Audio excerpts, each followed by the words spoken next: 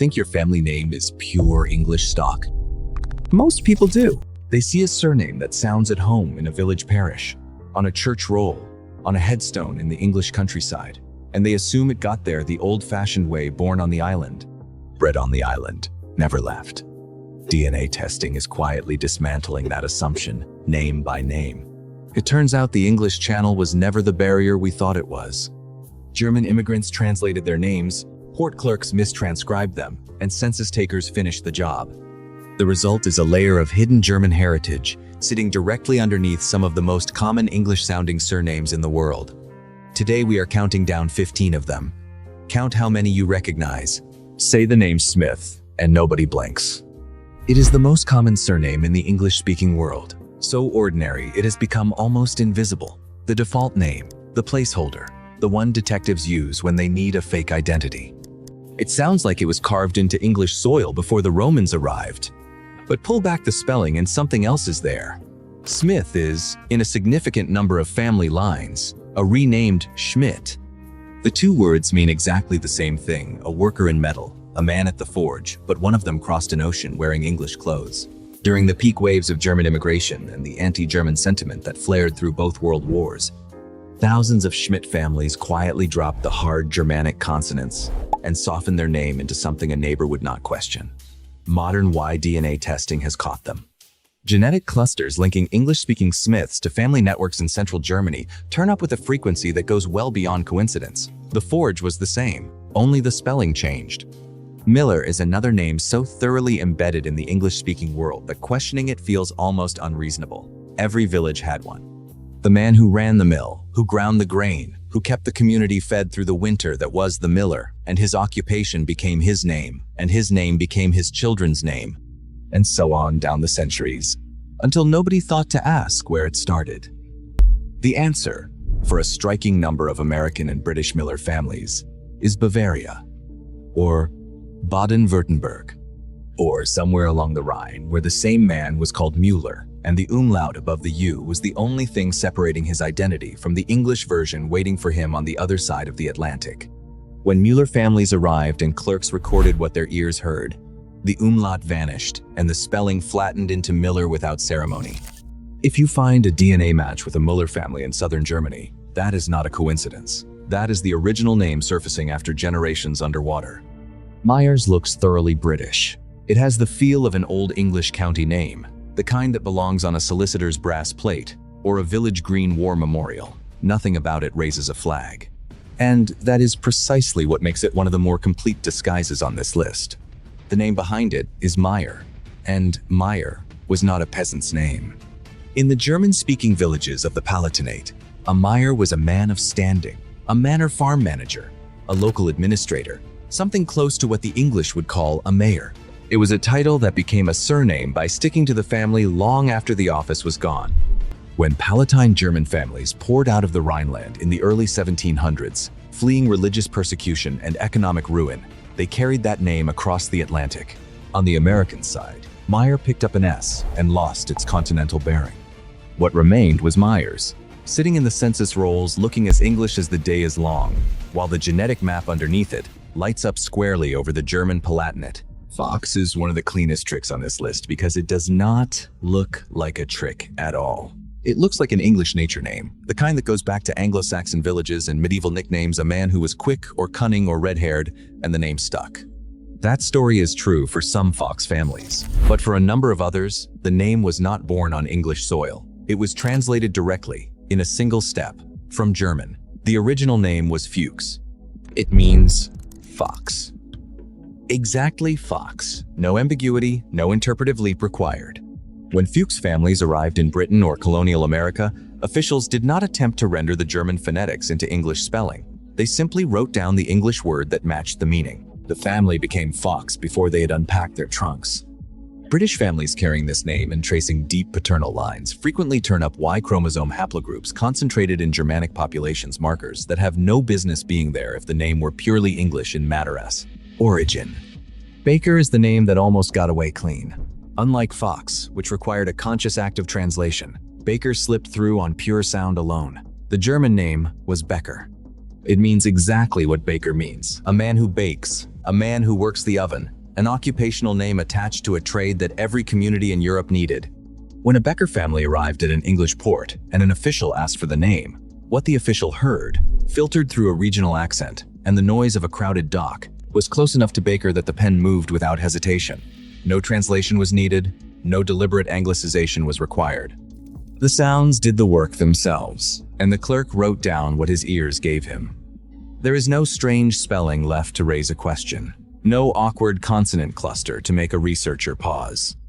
A family of German bakers simply became an English family of bakers, and the records closed over them like water. Fleming sounds like a locational name, the kind the English handed out freely in the medieval period to anyone who arrived from somewhere recognizable. A Fleming was a man from Flanders, the low-lying coastal country that straddles what is now Belgium and the Netherlands, and for centuries that is exactly how the name was understood. That reading is not wrong, but it is incomplete. When researchers began examining the paternal DNA of families carrying this name, what they found was not a tidy cluster over modern Belgium. The genetic signatures point toward the broader Saxon and Frankish homelands of northwestern Germany, rather than Flanders itself. Flanders was the label English record keepers used for the continental stranger. The stranger himself often came from deeper inside the Germanic world than that label suggested. The name Fleming may have always been a shorthand, a geographic approximation that pointed toward the continent without quite reaching the place where the family actually originated. The English name just drew the circle too small. Albright sits on this list as one of the more convincing imposters. It sounds descriptive in a comfortable English way. Something bright, something fair, a straightforward label from a straightforward age. Nothing about it signals Germany, and yet Albright is not an English name wearing a thin continental disguise. It is a continental name that shed its disguise so completely that the disguise became the identity. The original name was Albrecht, one of the great Germanic personal names of the early medieval world, a compound of Adal meaning noble and Barat meaning bright or famous. It was a high-status name, the kind carried by emperors and bishops across the German-speaking world for centuries before it ever reached English shores. When those lineages moved westward through trade and migration, Albrecht softened at the edges. The hard Germanic consonants rounded into something English ears could hold without effort. Albright emerged not as a translation, but as a phonetic settling, the name finding its English shape the way water finds the lowest point in a landscape. Goddard feels at home in an English country manor. It has the weight of old landed gentry, the kind of name you find on church plaques and estate records going back to the Domesday Book. It wears its Englishness with complete confidence. But Goddard is German to its roots. The name descends from Godhard, an old German compound that joined God, meaning good or divine, with hard, meaning brave or strong, brave in God, good strength. It was the kind of name that carried moral weight in the early Germanic world, and it attached itself to Saint Godehard of Hildesheim, an 11th century German bishop important enough to have an alpine pass named in his honor. From that continental foundation, the name traveled westward across the North Sea and embedded itself in the English surname pool with such thoroughness that its origins became invisible. Before I show you the last part, if you want to look at your own results and see where hidden German ancestry fits into your bloodline, I put a full 3-volume PDF bundle over at the Origin DNA website. It shows you how to read your raw data and find matches beyond what Ancestry or 2, 3, and Me tell you. Link is in the description. But stay right here because what comes next is the part most people completely miss. Lambert sounds like it has been in England forever. The kind of name you find on wool merchants' ledgers and guild rolls, entirely at home in the English record. But Lambert never originated in England. It is a West Germanic import built from two ancient Germanic elements. The first is land, meaning territory or homeland. The second is Barat, the same root that surfaces in Albrecht, meaning bright or famous. Land Barat, bright land. It was a name that carried geographic pride in the early Germanic world. The kind of compound personal name the continental tribes constructed with a deliberate logic that has long since disappeared from modern naming conventions. Lambert was popular across Germany and Flanders centuries before it ever crossed to Britain. By the time it appeared in English parish records, it had been resident long enough that nobody questioned its origins. It looked native because it had arrived early enough to grow roots before anyone started keeping careful track. Rayner is thick on the ground in Yorkshire, common in the old parish records of the north and east of England, the kind of surname that feels as native as the moors and the stone walls running across them. Most people would guess Norman, or perhaps Viking. They would not be far wrong, but they would be pointing at the wrong part of the continent. Rayner descends from the old Germanic name Ragnar, or in its Frankish form, Reinher, a compound of ragan, meaning council, and hari, meaning army. Council, army. A name built for a world where wisdom and warriors were everything.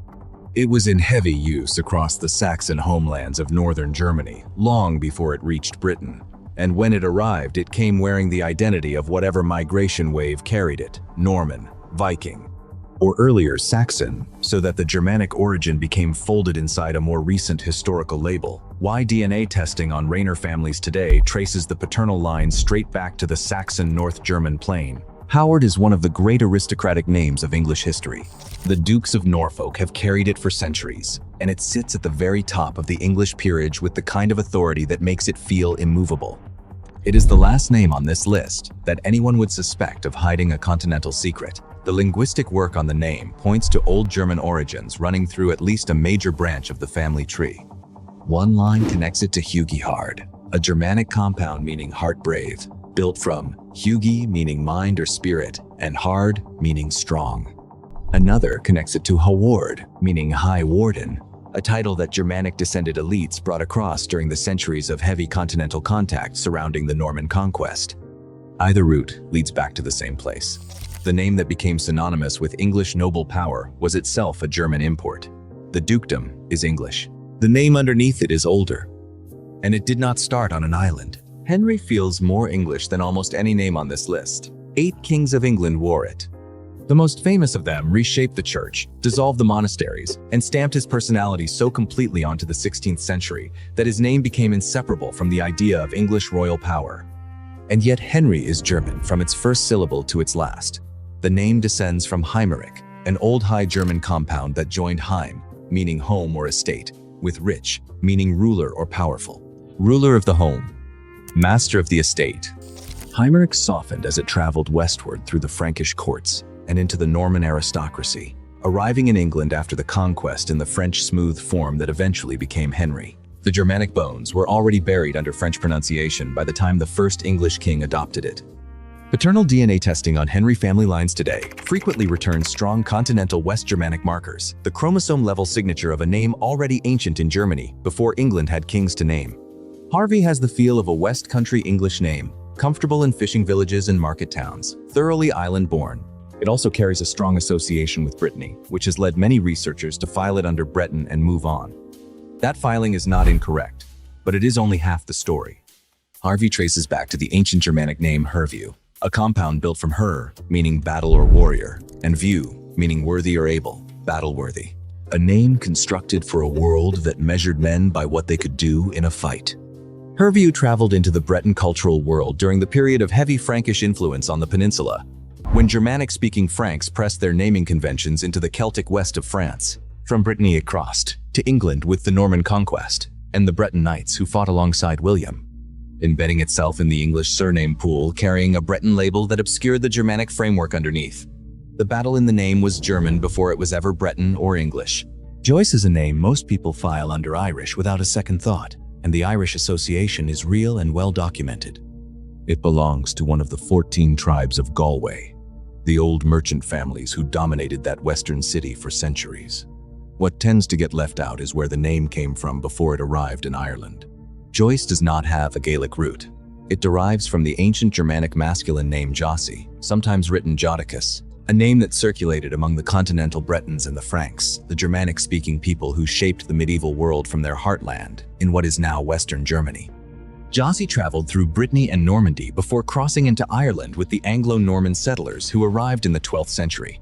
The family that became the Joyce tribe of Galway did not carry an Irish name into Ireland.